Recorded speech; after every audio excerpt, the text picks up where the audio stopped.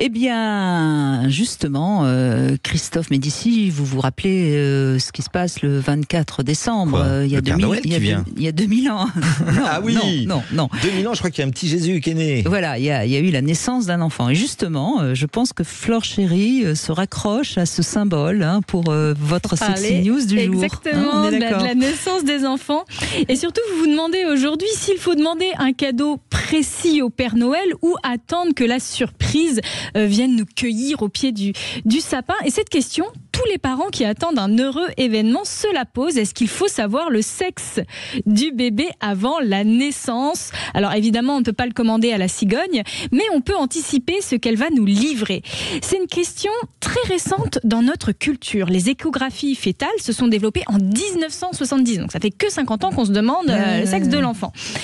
Et c'est au cours du 5e mois de grossesse, lors de la 2e échographie, que la détermination du sexe est systématiquement proposée aux parents. À ce sujet, l'INED, l'Institut national d'études démographiques, vient de sortir un rapport qui nous montre que 9 parents sur 10 connaissent le sexe de leur enfant avant la naissance. Ah oui, c'est énorme. Une énorme majorité des Français. Ils veulent savoir. Qui veulent savoir. Ce qui est intéressant, c'est de savoir qui sont ces 10% qui font de la résistance et pourquoi sait-on savoir à tout prix le sexe de l'enfant.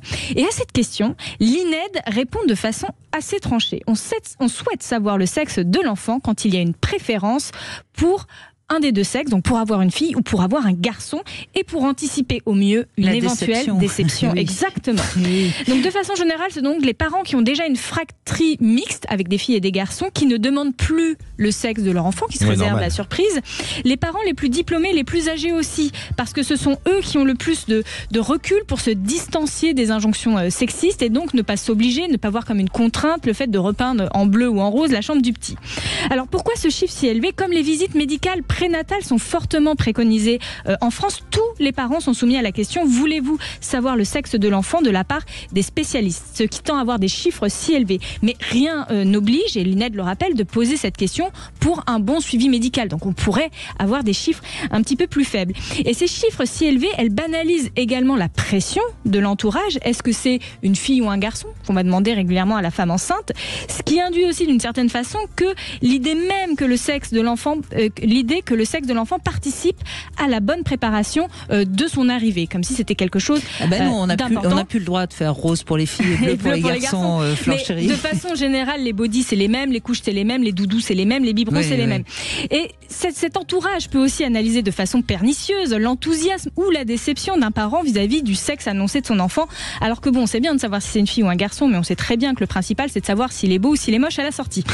Voilà, ils sont toujours beaux à la sortie. Enfin. Un joyeux Noël à tous les parents. Tous les bébés sont beaux, Flore.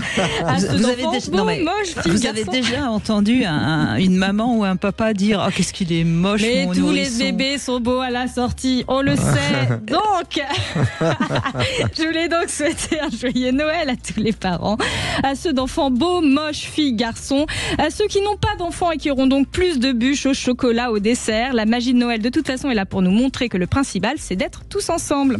Et alors, vous n'avez pas répondu à une question qui est quand même cruciale.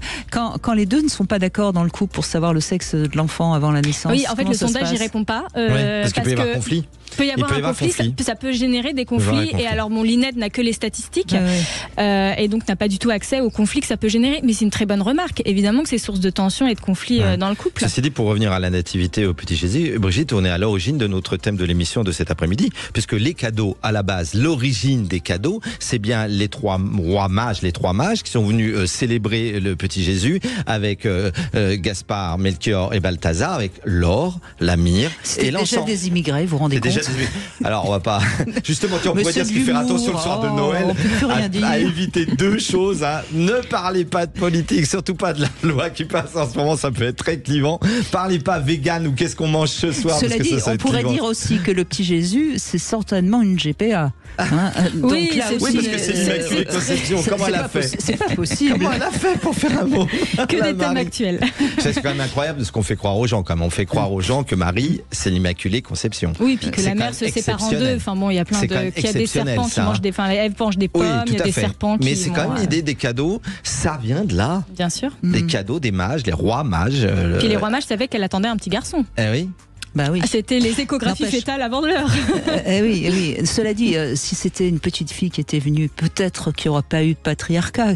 Et voilà.